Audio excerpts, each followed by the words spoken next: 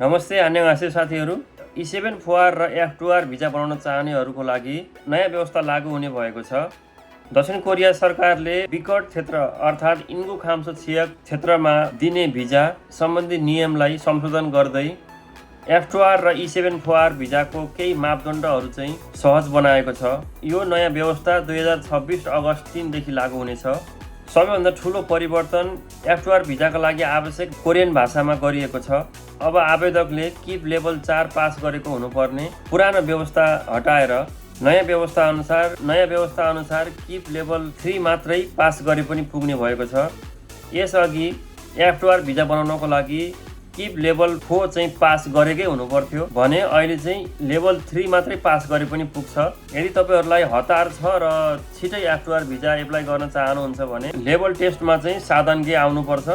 यदि तपाईले keep test दिँदाखेरि चाहिँ लेभल 3 अर्थात् सामदानगे मात्रै आएको छ भने तपाईले F2R भिजा एप्लाई गर्न सक्नुहुन्न।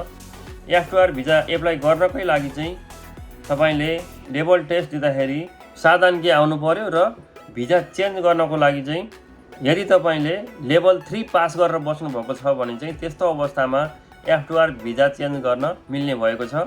यसअघि भने पुरानो व्यवस्थामा F2R भिजा परिवर्तनको लागि किप लेभल 4 पास गरेको हुनुपर्ने थियो भने लेभल टेस्ट दिँदाखेरि चाहिँ तपाईको कोदानगे अर्थात् लेभल 5 आएको हुनुपर्थ्यो। यसैगरी सरकारले E7 सम्बन्धी भिजामा पनि केही सुधार गरेको छ।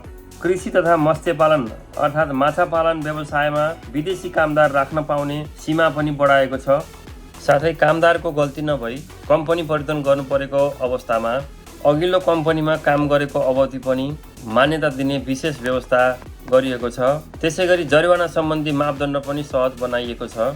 कुनै कारणवश कुनै पनि कामदारले पहिला 10 लाख वनसम्म जरिवाना तिरेकोले भिजा चेन्ज गर्न सक्ने थिए भने अहिलेको नयाँ व्यवस्था अनुसार 10 लाखबाट बढाएर 30 लाख वनसम्म जरिवाना तिरेकोले पनि सजिलैसँग E7 भिजा चेन्ज गर्न सक्नेछन्। त्यसैगरी एउटै रोजगारदाताको विभिन्न कार्यस्थल बीच कामदार स्थानान्तरण गर्ने प्रक्रियालाई पनि थप स्पष्ट बनाइने व्यवस्था गरिएको छ।